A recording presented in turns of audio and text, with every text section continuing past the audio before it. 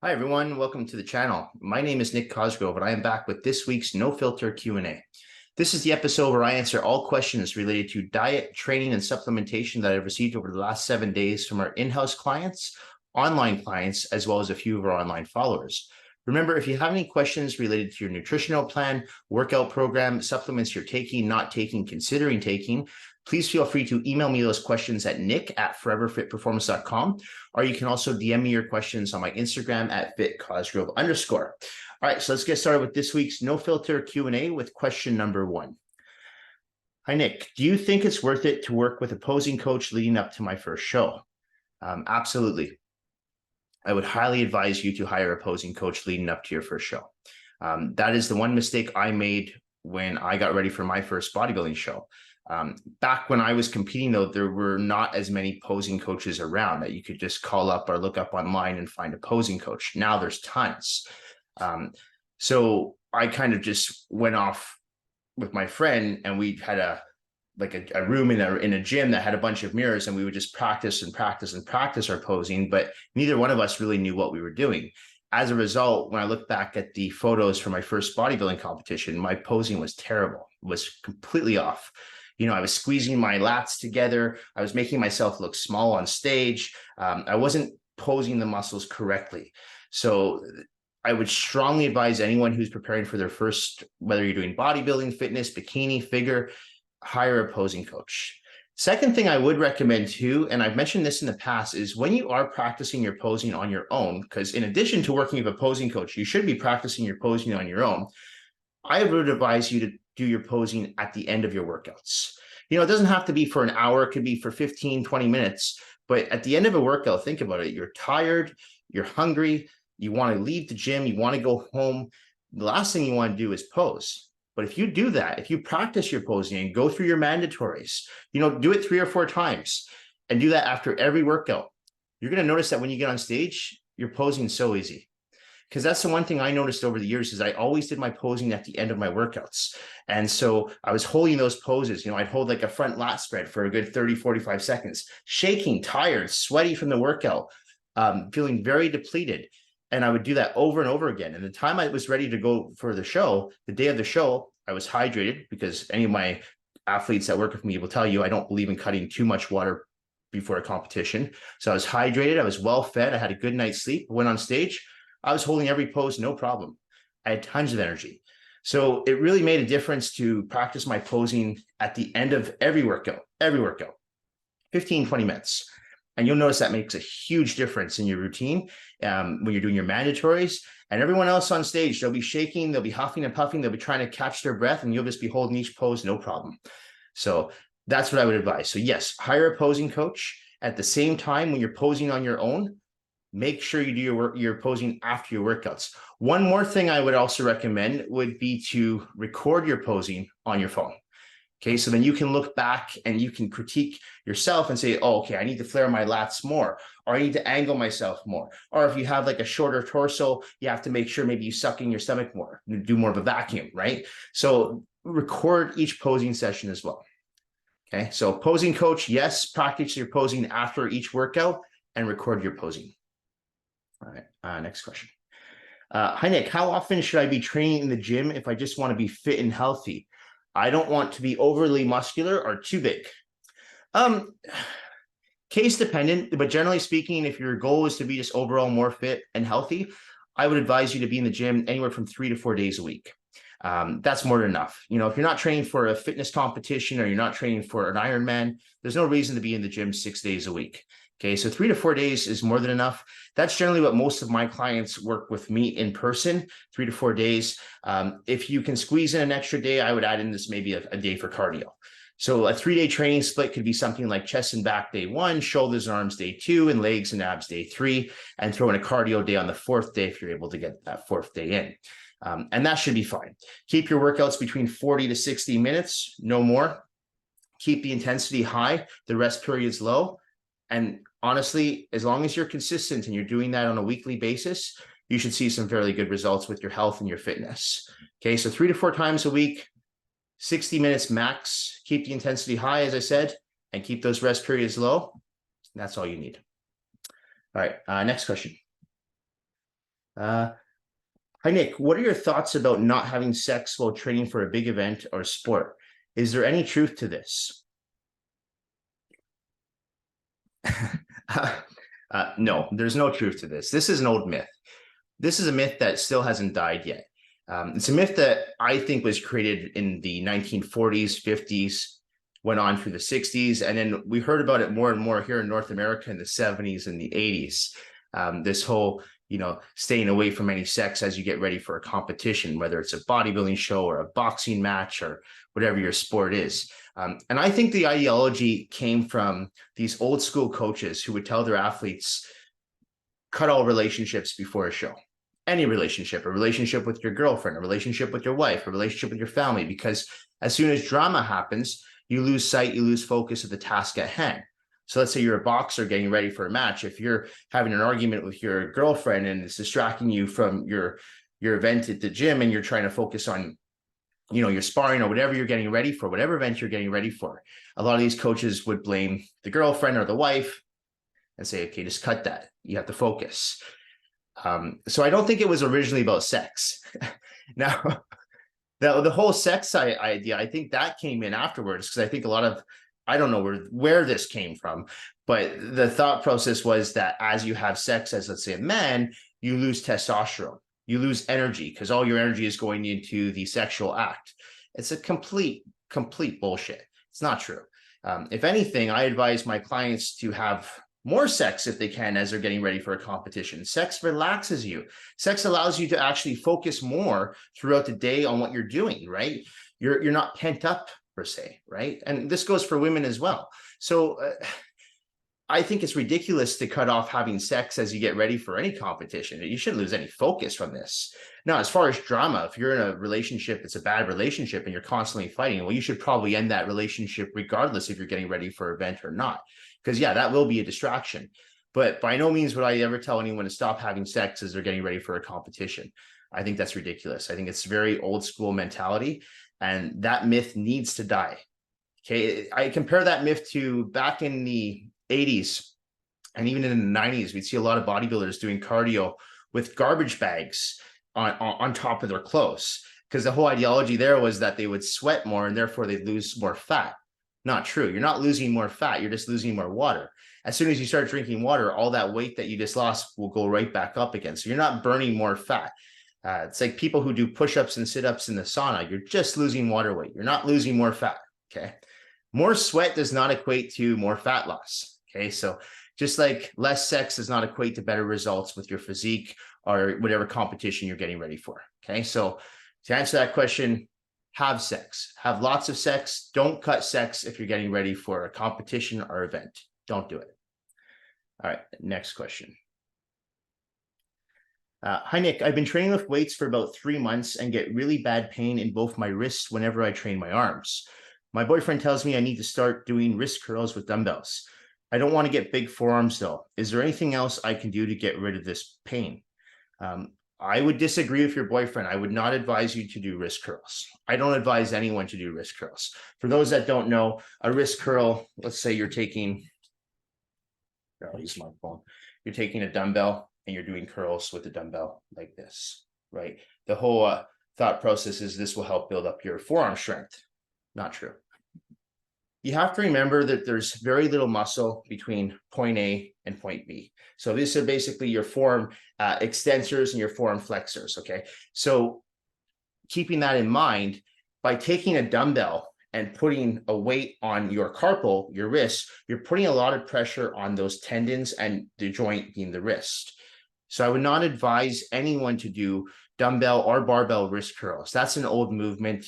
It's just like the no sex before a competition. That's a myth I wish would just die out, but it's not, because I still see people doing them in the gym, and then they wonder why they get carpal syndrome, or they wonder why they have pain in their forearms. They get tendonitis. Don't do wrist curls. Okay, if you're having severe wrist pain in the gym, there's a few things you can do. One would be buy wrist straps. Okay, they sell wrist straps. You can get them on Amazon. They're like 15 bucks. That will give you a little bit more protection for your wrists. Another thing you can do is start with, if you're doing arms, start with a lot of cable work before you move into free weights. That'll help at least stabilize the weight, so you're not focusing on using your stabilizers, okay? Keep the weight light. Make sure you're in double digits. If you're finding that you're having a lot of wrist pain when you're training your arms, train your triceps first. There's a good chance that your triceps are fine when you train, or your wrists are fine, sorry, I should say, when you train your triceps, but maybe they're a little bit more painful when you're doing your biceps. Reason being is that when you do biceps, you're usually doing supinated curls and your wrist is constantly in what we call flexion and extension stage, right? So it's mostly when people do bicep curls, they find they get pain in their wrists, okay? So I would recommend buying wrist straps, number one. The grabbers that we sell,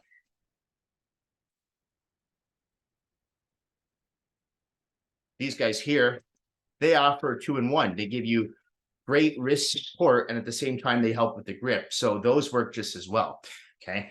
But I would not advise doing wrist curls. So wrist straps, number one, okay, or the grizzly grabbers that we sell, okay? Second thing is I would start your arm routine with more triceps. Keep the biceps the cables for now, like some standing cable curls, some lying cable curls, some standing hammer rope curls. Do that for a few weeks. Build up the strength in your biceps and your triceps first. And as those muscles become stronger, your joints are going to be doing, in this case, your wrists will be doing less work. Same thing I tell people when they're doing squats. Say, if you squat, your quads and hamstrings are going to become stronger, and therefore it's going to take a lot of pressure off your hips and knees. So the more weight that you're able to handle on the muscle bellies, the less work the joint has to do. So in turn, make the biceps and triceps stronger, stick to more cable movements, start off your arm routine with triceps, grab some, pick up some wrist grabbers, okay, or some grizzly grabbers, okay, something to protect the wrists, and that should solve the problem. It won't solve the problem right away, but it will solve the problem eventually. Stay away from wrist curls. All right, next question. Hi, Nick. Do people who lift weights regularly require more sleep for their muscles to grow? Right now, I sleep about 6 hours a night, but was thinking if I sleep more, I'll get faster results. If you were asking me this question 5 years ago, I would say, no, you can get away with 4 hours of sleep and you'll be fine. However, now that I'm older and I'd like to think I'm a little bit more mature, and I had a grand mal seizure from not sleeping enough, I would suggest that anyone, whether you lift weights or not, gets a minimum of 6 to 7 hours of sleep per night. I know the standard recommendation is 8 hours of sleep. To this day, I can't even sleep 8 hours. I can't force myself to sleep 8 hours, so I can't tell you to sleep 8 hours. But yes, your muscles do need to recover, and they're going to recover best while you're sleeping. Okay, and it's also the quality of your sleep. It's not necessarily the quantity of your sleep, it's the quality of your sleep. So if you're sleeping for 6 hours and it's a good sleep and you're in a good deep REM, that should be fine. But if you're getting interrupted sleep and you're waking up throughout the night, you probably need to have that extra 1 or 2 hours. So I can't give a definite exact answer to this, because I can't say, well, you should sleep 8 hours or you should sleep 10 hours. There's a lot of bodybuilders who say that you need to sleep 10 hours. Well, okay, but I mean, a lot of people have to work, right? So if you're sleeping 10 hours of the day, that only really leaves you with 14 hours to get your work done throughout the day and have, your social life. So that's a little overkill. I think is that sweet spot though is 6 to 8 hours for most people. I don't think you need to go more than 8 if you're trying to build muscle. I think if you get into like what I was doing before with like the 4 hours of sleep, that's not healthy. And I was young, stupid, thought I could get away with that, but there's only so much you can do on your body and so long that you could push your body before something happens. And unfortunately, in my case, it was a grand mal seizure. And that was, as we found out later on, after a few CT scans, a couple MRIs, and an EEG test, that was just due to lack of sleep, because there was nothing wrong, or nothing on the CT scans or the MRIs that showed there was anything wrong with my brain. So no MS, no epilepsy, anything like that, no tumors, thank God. So it was just a lack of sleep. So you got to make sure you're getting your sleep in. So I would advise most people to get a minimum of 6 hours of sleep. If you really feel like you're not recovering enough in the gym, try to get that extra, 1 or 2 hours for 7, 8 hours a night. I think that would make a huge difference. All right, next question. Nick, is it better to work out in the morning or in the evening? My goal is to add on muscle and lose fat. Either works. It doesn't really make a difference, guys. You have to work out when works best for you. Okay, I've worked out first thing in the morning at 5 a.m. I've worked out at 10 p.m. at night. Okay, there's a few things that I notice are a little bit different. For example, at night, I'm generally more stronger because I've had a few more meals in me. I'm more hydrated throughout the day, so I feel that my strength has gone up. With that being said, in the morning, I'm more focused, and I actually feel my workouts are a little bit more intense. Even though I can't go as heavy, I move a little bit more quickly. So there's pros and cons to both. You have to find what works best for your lifestyle, but I wouldn't necessarily say that working out in the morning is better than working out at night or vice versa. It really depends on you, your lifestyle, your work-life balance. You know, if you're someone who works nights, you might train better in the late afternoons before you go to work.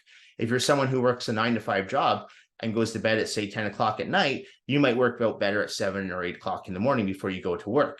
So you have to find what works better for you, what gives you the optimal results and what workout you feel better at. But no, as far as the time of day, that's really depends on, again, like I said, your lifestyle, your work schedule. So I would just go off that. The one thing I will say, though, for someone like myself who's usually up at 5 or 6 a.m. every day, working out at night has its drawbacks. One of them being after a workout, I can't fall asleep because my adrenaline's going. So it's really hard for me to fall asleep. If I work out at 9 o'clock at night, it's really difficult for me to fall asleep. So I typically like to work out mid-afternoon after I'm done my morning sessions. I'll usually take a break in the day, do my workout around lunch hour, mid-afternoon, and then go home and work with all my online clients. That's what works for my lifestyle. But on the odd occasion that I do have to work out at night, I do feel I am stronger, but then I can't sleep very well. So the next day I find that my following workout's not as good because I wasn't sleeping very well. So I'm tired for my next workout. So it sets off a bad chain reaction. So again, focus on what works better for you and what you notice. Hey, am I working out better at night? Am I working out better in the day? And go by that. Okay, but whatever you choose, my recommendation is to stay consistent. If you're someone who likes to work out at night, try to stay consistent with that. If you're someone who likes to work out in the morning, stay consistent with that. Obviously, so sometimes you probably can't do that. You know, whatever happens, there's a work function you have to attend and it throws off your schedule. That happens, but for the most part, try to stay on a consistent schedule with your workouts. Okay. Nick, have you noticed any decrease in strength in the gym or you're with your libido since your vasectomy? None at all. Nothing. I had my vasectomy back in September of 2022, so it's coming up to a year. Since then, I took, I believe, a week off from the gym when I had my vasectomy. I went to my brother's wedding anyway, so I couldn't train. I was in Montreal. We were in a small town. There was no gym around, so I couldn't train anyway. So it was a perfect time to have the vasectomy. And I was right back in the gym 7 days later and didn't affect anything at all. Obviously, you have to be a little careful with the lower body workouts. I wasn't squatting as heavy right away. But after about 2 weeks, I was back to doing all my regular lifts. So it was fine. It actually took longer to recover from having my appendix removed. That was a 4 or 5 week recovery, I believe. But the vasectomy, nothing whatsoever. That was fine. It was also pain-free. And I tell a lot of my clients this, a lot of my guy clients this, who are afraid to get it done, guys, there's no pain. The 2 days after the procedure, it's a little uncomfortable, but it's not painful. It's not unbearable. It's just a little discomfort. You take a couple of T3s, you're fine. So if you're considering getting a vasectomy done and you're not doing it because you're afraid of the pain, or you're afraid that you're going to lose your libido, or you're going to lose strength in the gym, or you're going to lose muscle size, it won't happen. Promise you. So no problems whatsoever. Just trying to think if there was anything else that happened afterwards, but no, I felt great. No loss in libido, no loss in strength. So vasectomy was nice and easy. Okay. Nick, how do you train clients online? Do you do Zoom workouts with them? I do not do Zoom workouts with anyone. I don't like Zoom workouts. They're not for me. I'm not putting them down. I know there's a lot of trainers that like to do Zoom workouts, especially since the pandemic with their clients. I prefer to work with people in person if I'm training them one-on-one or in a group setting. As far as my online training programs go, well, those are a little bit different. Usually people who work with me online, they already have a good idea of how to weight train. right? And they're already accountable for their own workouts. They go to the gym on their own. They don't need me beside them, taking them through the workout in person. What they do need though is a structured program to follow. So what I'll typically do is I'll design a program based on what the person I'm working with has available at his or her gym. So to get that started, I ask the person I'm working with, send me photos, send me a video of your gym so I can see what you have available. I'm not going to give someone leg press on leg day if they don't have a leg press in their gym, right? So it has to make sense. So I base the program, I customize it towards what the person has available to them in their gym. Physical limitations, obviously. This person might have current or previous injuries that, doesn't allow them to do certain movements in the gym. So that's important. Another thing I also take into consideration, obviously, their training goals. That's probably the number one thing. But it's important when you are working with someone online is that you customize it for the person you're working with. So all my programs are customized. I don't give a one size fits all. I don't do cookie cutter training programs or nutritional plans. I have my clients fill out a questionnaire. The answers that they give me back, that's how I put the program together. Okay, so let's say if someone's wants to work on a 6-day training split, a lot of people who train with me online, they like to work out 5 or 6 days a week. So I'll typically design a 5 or 6 day training program for them, again, based on what they have available in their gym. The great thing about my online coaching app is every program I put together, there's a video attached to each exercise of me, not some YouTuber, but of me doing the exercises. So if I say, okay, I need you to do a barbell back squat, and someone's like, well, what should my stance be? They can actually just click on the exercise and the video comes up right away. So that makes things a little bit more simple for people to follow, because especially if they don't know how to do a certain exercise properly, right? They can just, and they can pull that up while they're in the gym on their phone. Like someone might not know how to do like a straight leg deadlift.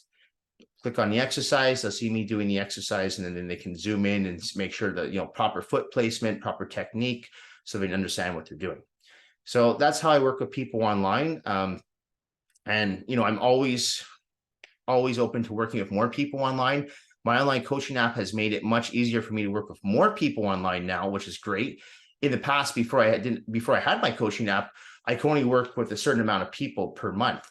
But now, because it's much easier for me to design programs and training programs and keep track of all my online clients, I can work with a lot more people. So if you are interested in working with me online, whether it be with your training program or your nutritional plan, just email me at nick@foreverfitperformance.com or DM me on my Instagram at @fitcosgrove_. All right, last question. Hi, Nick. Is the dad bod a fair excuse for a dad to be out of shape? My partner says he doesn't have enough time and energy to go to the gym or eat a clean diet, as he is always busy with his kids.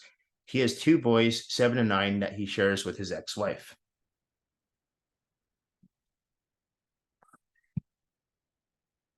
The dad bod is a lame excuse. Sorry, but it is. And I might take some flack for this because I'm not a dad. But listen, if you have made that choice to have kids, you've made that choice to have kids, and you have to figure out how you're going to find time in your day to make fitness a priority. I can understand if you're a single parent, but in this case, this person has an ex-wife that is sharing the duties. So he doesn't have the kids 24 hours a day, right? I mean, and the kids are 7 and 9. So I assume they're in school too. So you're telling me that you can't find 1 hour in your day to go to the gym. You can't eat clean. You can't, what, because of 2 kids? That's ridiculous. So the dad bod is a lame excuse. I've always believed it's a lame excuse. You've made that choice to have kids, which means that you're financially able to have those kids. So maybe if you need to, get a sitter for an hour so someone can watch the kids while you go to the gym. I have 2 clients that do that. They come and see me for a partner session, and they hire a sitter for 3 hours so they can come to the gym, see me, go do their groceries, and go back and get the kids. I mean, you've made that choice. So there's no reason to have the so-called dad bod. As I said, I guess there's certain circumstances where I could see if it's a single father or a single mother, and they don't have the funds to afford to have a sitter, or the kids are very young. Okay, I get it. Yes. But if your kids are 7 and 9, come on, that's a lame excuse. That's a ridiculous excuse. I honestly think the whole dad bod thing, and I'm not trying to fat shame anybody at all, but I just think it's an excuse for guys to be lazy. It is, because I have a lot of fit dads on my roster. Tons. They find time. So if they can find time, why can't you find time? 24 hours in a day. I'm not saying you have to be in the gym for 2 hours. I'm not even saying you have to be in the gym for 1 hour. Go to the gym for half an hour, 40 minutes. Be back in an hour. You can, if you have a gym in your house, put together a home gym, just get a couple of dumbbells. That's fine, whatever you can do. And as far as eating clean, if anything, parents should be setting an example for their kids. So if you're a parent who eats a shitty diet and you say, well, it's because I've got kids, to me, I'm sorry, but you're a bad parent. Why are you feeding your kids shitty food? Again, I'll probably take a lot of heat for this because I'm not a parent, but I train parents, and I have some parents that don't give their kids sugar. They don't give their kids cereal. They won't do it. You're the parent. You're in control, not the kid. When I was a kid, I just ate what my parents gave me. I wasn't allowed to be picky. I wasn't allowed to say, no, I won't eat that. If I didn't eat it, I didn't eat. That was the way it was. And honestly, if I did have kids, thank God I don't have kids, but if I did have kids, that's the exact same way I would treat them. I'd say, this is what you're eating. Yes, you're going to have chicken and rice tonight. You don't want that? Guess you don't eat. They'll eventually eat. So I don't think that's child abuse. I think that's setting a good example for your kids, making sure they're following a healthy, clean, nutritious diet. And again, you're setting an example. You're a role model. So from your kids seeing that you're making time, you're prioritizing your health, you're prioritizing your fitness, and you're not being some fat slob that sits on a couch eating potato chips all day, that's a good role model. So find the time, okay? You've made that decision to have kids. So you have got to find that time to show your kids that, yes, health and fitness is important. And yes, you can find time to get your workouts in and to follow a clean, structured nutritional plan. So Dad Bod is a lame excuse. I will never get on board with that.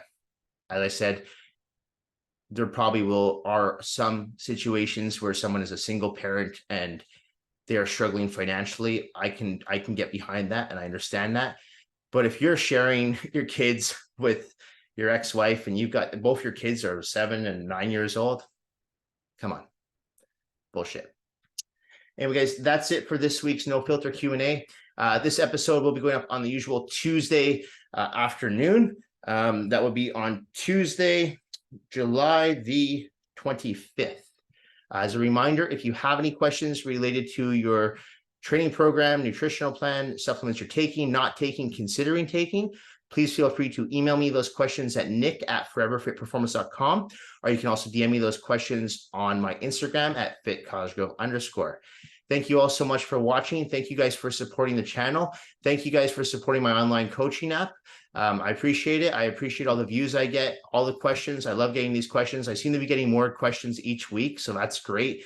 I love answering them. So again, feel free to send me your questions anytime, and I will see you all next week. Bye for now.